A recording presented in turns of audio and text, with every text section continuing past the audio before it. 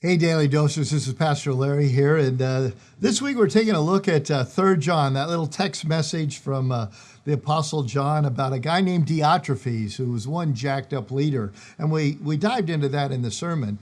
And at the beginning of it, I talked about the 2 words of encouragement or praise that he had for Gaius, the guy that he wrote the letter to, and they were that Gaius was walking in obedience, and second, that Gaius was showing hospitality to the various traveling Bible teachers and evangelists and Christians that were moving around and going from place to place.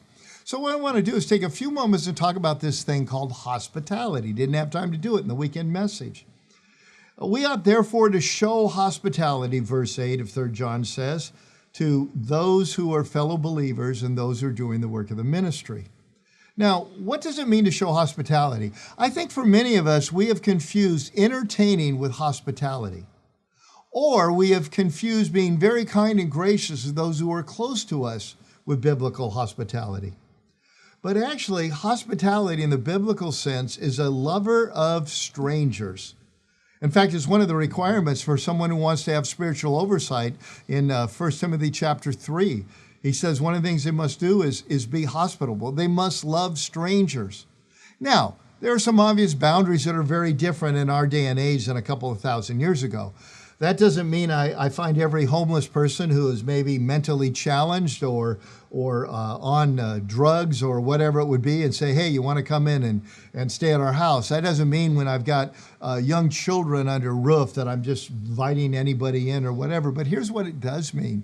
It means that my whole orientation, when I'm thinking about blessing other people with what I've got, my apartment, my home, whatever it would be, that I'm not thinking about how I impress them, I'm thinking about how I serve them. That's what I want you to catch.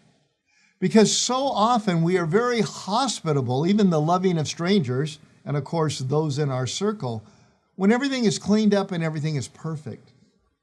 Well, you want to clean it up and make it as perfect as possible. Obviously, that just makes it all the nicer for them. But there's this line where we go, you know what? But I don't look good.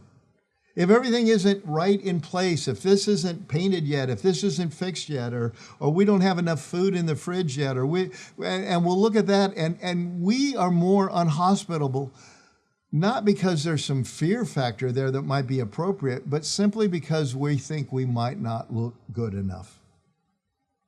Biblical hospitality has nothing to do with how I impressed you with what I have and how I entertain.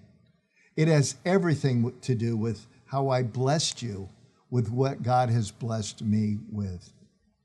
And that is my hope and my prayer, that all of us might grow a little bit in a day and age in a world where everybody has something on, TikTok or Instagram or Pinterest or House or wherever it is, showing off everything's all perfect, that we would be people who take whatever it is God has blessed us with and we share it with others to bless them, not to impress them.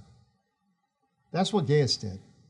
In his case, he was a very wealthy man. He had a lot of nice stuff. In some of our cases, we're a very poor person and we don't have a lot of nice stuff.